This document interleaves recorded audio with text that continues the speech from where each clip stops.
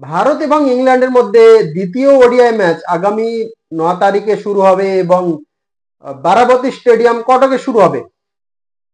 তো প্রথম ম্যাচে যদি আমরা দেখি যে প্রথম ম্যাচে কিন্তু ভারতীয় টিম স্পেশালি বোলাররা হর্ষিত রানা, মোহাম্মদ শামি এবং স্পিনার যারা তিনজনে ছিল কুলদীপ যাদব, রবীন্দ্র জাদেজা এবং অক্ষর প্যাটেল, এরা কিন্তু খুব সুন্দর বোলিং করেছে এবং 248 রানে কিন্তু ইংল্যান্ডের মতন একটা স্ট্রং টিম এবং তাদের ব্যাটিং লাইন আপ কিন্তু অনেক বড়, সেই টিমকে কিন্তু 248 রানের মধ্যে অল আউট করে দিয়েছে।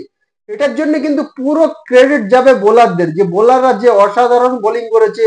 স্পেশালি হর্ষিত রানা তার ডেবিউ ম্যাচ ছিল, সেখানে কিন্তু তিনি দুর্দান্ত পারফরমেন্স করেছে এবং মোহাম্মদ শামি কিন্তু প্রথম দিকে তিনি দুর্দান্ত মানে ডেলিভারি করেছে এবং খুব দারুণ বোলিং করেছে। তারপরে স্পিনাররা এসে রবীন্দ্র জাদেজা, কুলদীপ যাদব এবং অক্ষর প্যাটেল, এই তিনজনে কিন্তু তারা আউটস্ট্যান্ডিং বোলিং করেছে, করে ইংল্যান্ডকে 248 রানের মধ্যে কিন্তু অল আউট করে দিয়েছে। তো তারপরে ভারতীয় ব্যাটাররা যখন করতে নামে, চেস করতে নামে, তো শুভমান গিল, শ্রেয়াস আয়ার এবং অক্ষর প্যাটেল এই তিনজনে কিন্তু হাফ সেঞ্চুরি করেছে এবং তিনজনে অসাধারণ ব্যাটিং করেছে। কিন্তু ভারতের সব থেকে বড় প্রবলেম হলো যে সিনিয়র প্লেয়াররা কিন্তু এখনো রান করতে পারছে না। প্রথম ম্যাচে ইনজুরির কারণে বিরাট কোহলি তিনি খেলতে পারেননি এবং দ্বিতীয় ম্যাচে যা খবর যে বিরাট কোহলি তিনি প্লেইং ইলেভেনে অবশ্যই থাকবেন এবং তিনি খেলবেন।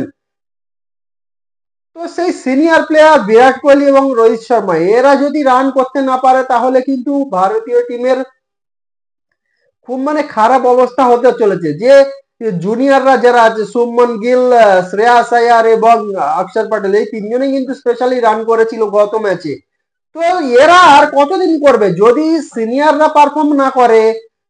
একটা টিমের মধ্যে 11 জন আছে, তার মধ্যে যদি 3-4 জনের ব্যাট চলে, বাকি কারোর যদি ব্যাট না চলে, তাহলে কিন্তু সেই টিমটা কিন্তু সেই রকম সাকসেস কিন্তু বেশি দিন সাকসেস পাবে না বেশি দিন। তারা দু একটা ম্যাচে হয়তো সাকসেস পেতে পারে, কিন্তু তারপরে কিন্তু সেই ফ্লপ হবে।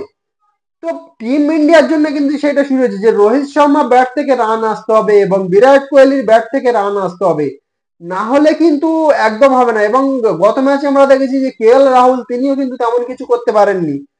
তো এই তিনজনের ওপরে কিন্তু সব থেকে নজর থাকবে, যে স্পেশালি রোহিত শর্মার ওপরে। রোহিত শর্মা যে ধরনের একজন প্লেয়ার এবং তিনি তার নামে যতগুলো রেকর্ড আছে এবং তিনি যে ধরনের রান করেছেন এবং ইন্টারন্যাশনাল ক্রিকেটে যে ধরনের ছাপ তিনি ছেড়ে গেছেন, তো সেই খোলস ছেড়ে কিন্তু রোহিত শর্মাকে বার হয়ে আসতে হবে। সেই পুরানো রোহিত শর্মাকে কিন্তু দেখাতে হবে, যে সেই আমরা যেন সেই পুরানো রোহিত শর্মাকে যেন দেখতে পারি।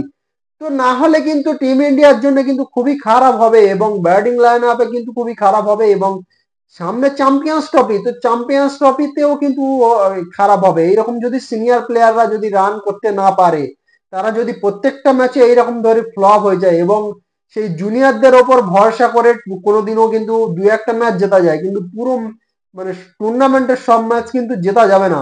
তার জন্য কিন্তু সবাই মিলে পারফরমেন্স করতে হবে এবং স্পেশালি ওপেনিং স্লটে রোহিত শর্মার ব্যাট থেকে রান আসতেই হবে, না হলে কিন্তু চ্যাম্পিয়ন্স ট্রফি কিন্তু খারাপ হবে, এটা কিন্তু শিওর।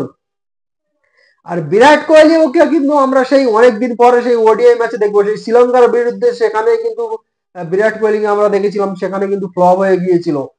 তো ফের বিরাট কোহলি আবার ওডিআই ম্যাচে নামবে, যে প্রথম ম্যাচ তিনি মিস করেছেন, দ্বিতীয় ম্যাচে তিনি খেলবেন।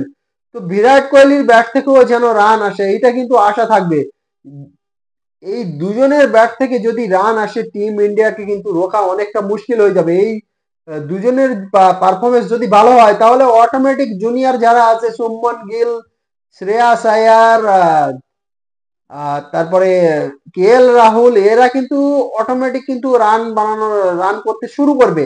যদি সিনিয়ররা পারফরমেন্স করে, তাহলে জুনিয়ররাও কিন্তু তারা অটোমেটিক পারফরমেন্স করবে। আর যদি সিনিয়ররা পারফরমেন্স করতে না পারে, তাহলে কিন্তু টিমের অবস্থা খুবই খারাপ হবে। জুনিয়রদের ওপর ভরসা করে কিন্তু সব ম্যাচ কিন্তু জেতা যায় না, কয়েকটা ম্যাচ হয়তো জেতা যেতে পারে, কিন্তু সব ম্যাচ সব ম্যাচ জেতা অসম্ভব। আর বোলিং লাইনে যদি দেখি, যে বোলিং লাইনে কিন্তু মোহাম্মদ শামিকে আমরা প্রথম ম্যাচে কিছুটা হলেও আমরা সেই পুরাতন শামিকে দেখতে পেয়েছি।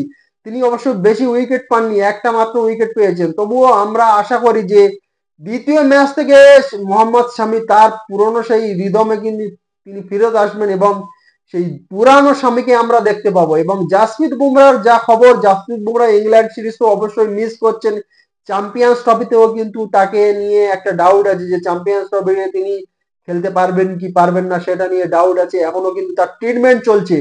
তো জাসপ্রীত বুমরা যদি চ্যাম্পিয়ন্স ট্রফিতে না থাকে তাহলে কিন্তু টিম ইন্ডিয়ার বোলিং লাইন আপ কিন্তু অনেকটা কমজোর হয়ে যাবে এবং সেই রকম ধরনের স্ট্রং বোলিং লাইন আপ কিন্তু থাকবে না।